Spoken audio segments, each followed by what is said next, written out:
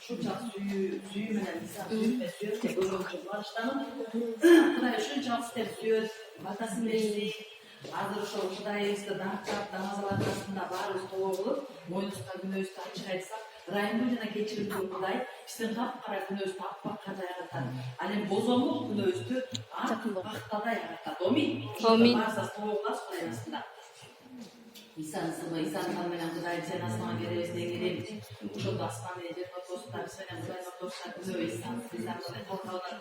Asman derecesini açıp, omin, ayılı yaşlarısını Kuday vatanı veresin. Boşa vatalarda açsın, biz insan sınırı, omin. Omin'in kavalısı, Peygamber Musa boyunca diyedik vardı, kan mene kazaklar, kan görülmeyince önüne geçirilmeydi. Andan beter, özü ruh harbu, kemçiliksiz, özü Kuday'a kuman kalkıyor. İsa Maşa'ya kanı, Piri Kuday'a süymene kızmak kılışımız için, aybi üstelik ölmüşlerden yurtazlar, arkanda etkiyon tamırdan yurtazlar, Peygamber Anda bir gana insan kanatlı vardı, zehir olduk, adil olup kaldık, her adamdan sevimiz köprüsüne çiçeğine çıkarlar.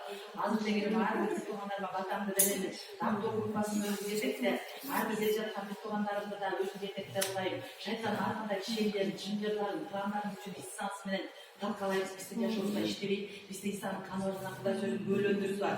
Azı insanın kanı çakıran, iyi korktu çakıran, Kuday'ın özü bir azı.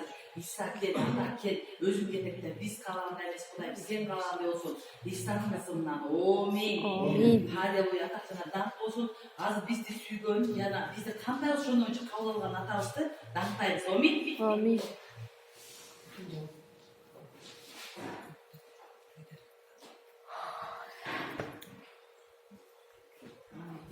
Az, demedik siz gidemek yapmayın, fırtında.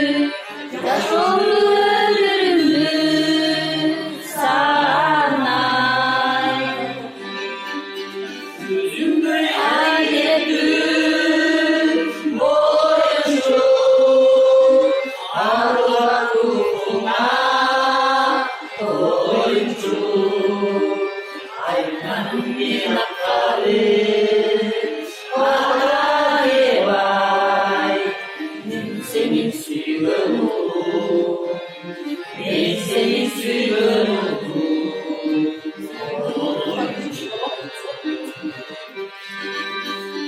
Gözümde yar dilerim, boyuncu, adı var ruhuna, boyuncu. Ay kazın bir ankarı, ankarı var. Senin suyunu, ben senin suyunu, boyuncu.